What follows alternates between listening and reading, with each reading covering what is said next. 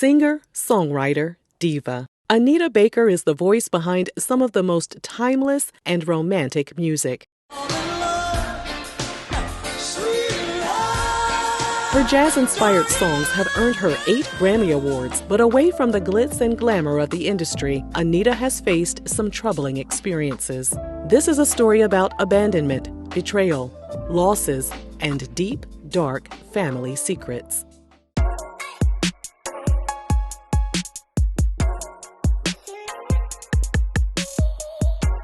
Anita Denise Baker was born on January 26, 1958. For the first 12 years of her life, she was raised in Detroit by a minister named Granville Lewis and his wife, Mary. Anita was under the impression that the Lewises were her grandparents, and she told Vibe magazine that she was so close to their daughters she referred to them as her sisters. And then, Granville and Mary Lewis passed away, one right after the other. As she grieved the loss of her parental figures, the truth began to unravel. The Lewises weren't Anita's grandparents. In fact, they weren't related to her at all.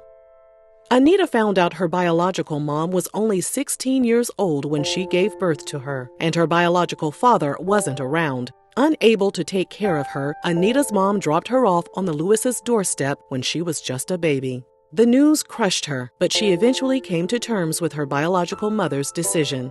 She told Essence magazine, "She was just a child and could not care for me. It has taken me a long time to find peace within my own heart."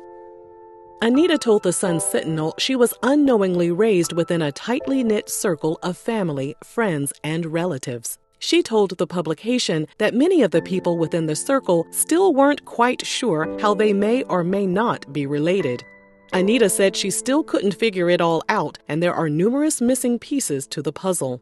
She said, "We didn't talk about things. We didn't ask questions." According to I Love Old School Music website, Anita found out a woman named Lois Landry, who she thought was her older sister, was actually her aunt. Following the Lewises' passing, Lois and her husband legally adopted Anita and raised her as their own. Anita now refers to Lois as her Earth Mother. She was thankful to be in good hands, but after her biological mother paid her a visit, Anita began to regress. She told Vibe magazine, "Your beginnings are important. I do think meeting her like that was the reason I got into trouble later." She tried to stay on the right track by working in her Earth Mother's beauty parlor, but she told Vibe magazine she started rebelling as a teenager and got kicked out of numerous high schools. She still managed to graduate high school and moved out on her own. She joined several bands, including one called Chapter 8. They got signed to a record label and began touring across the U.S. After their label merged into Arista Records, the group broke up, and Anita returned to working as a cook, a waitress, and a receptionist. She eventually moved to Los Angeles and rented an apartment 1 floor beneath a new singing group called New Edition.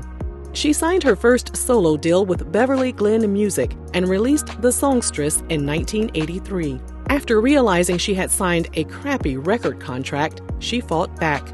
Being strong-willed paid off, but it was at a cost. She said, "They call me a because I know what I want, and I know how to ask for it."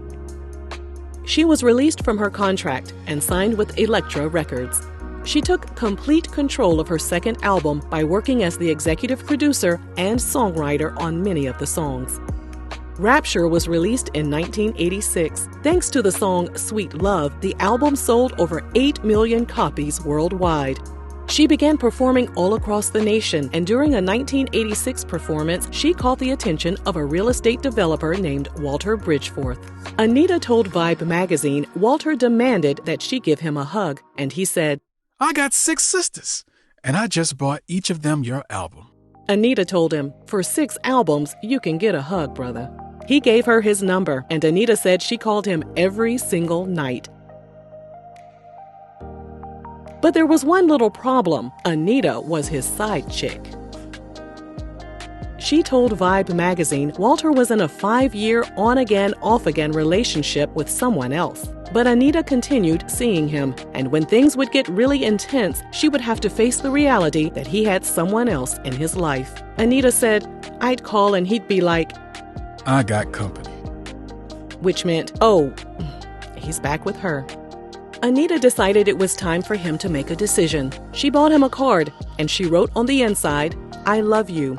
I enjoy you. But if that's what you need to do, I respect that, and I won't bother you anymore."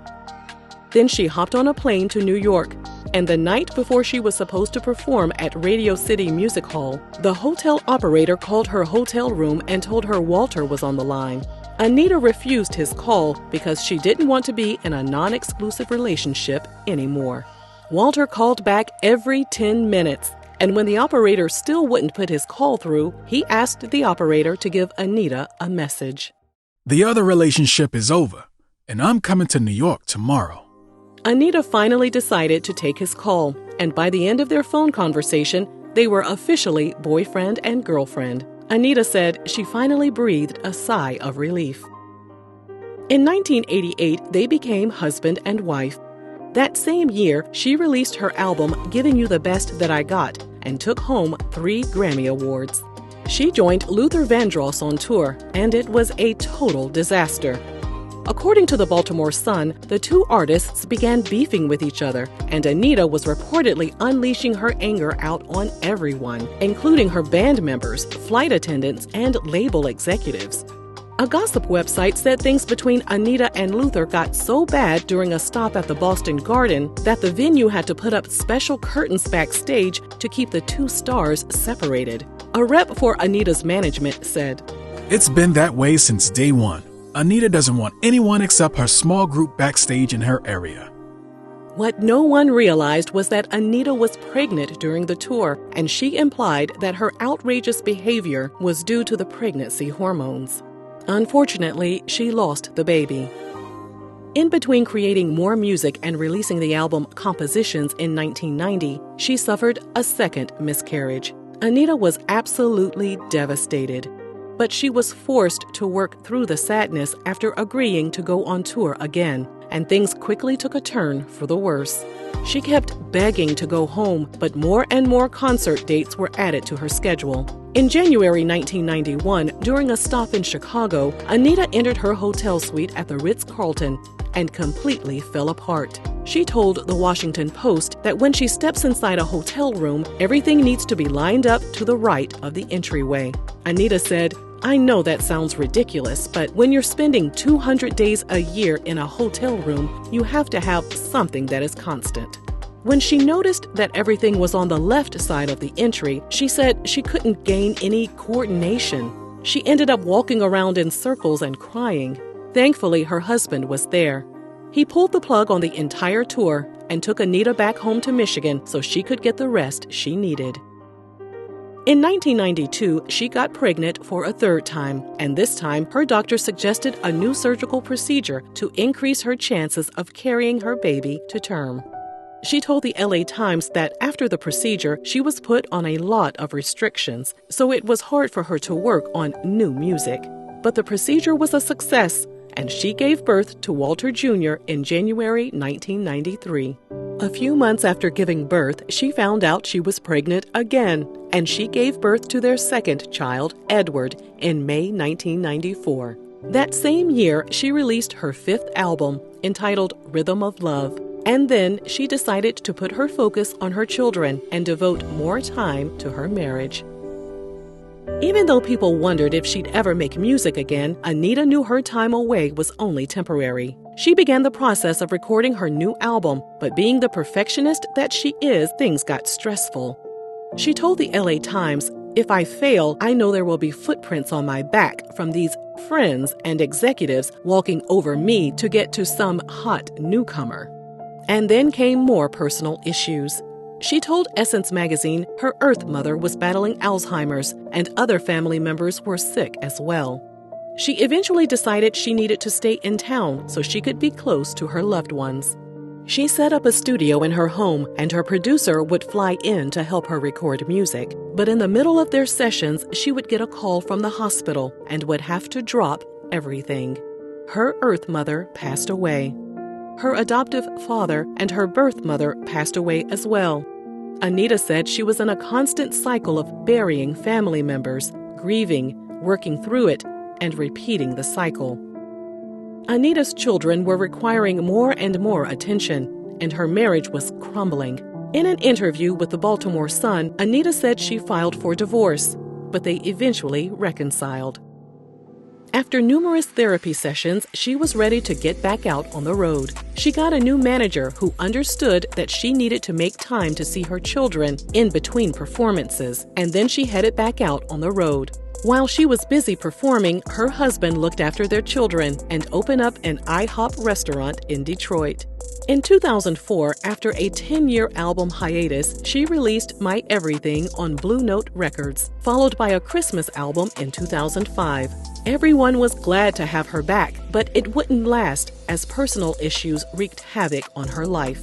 She and Walter separated and decided to divorce once again. As part of his settlement, Walter was given 50% of royalties from her 2 albums, Giving You the Best That I Got and Rhythm of Love.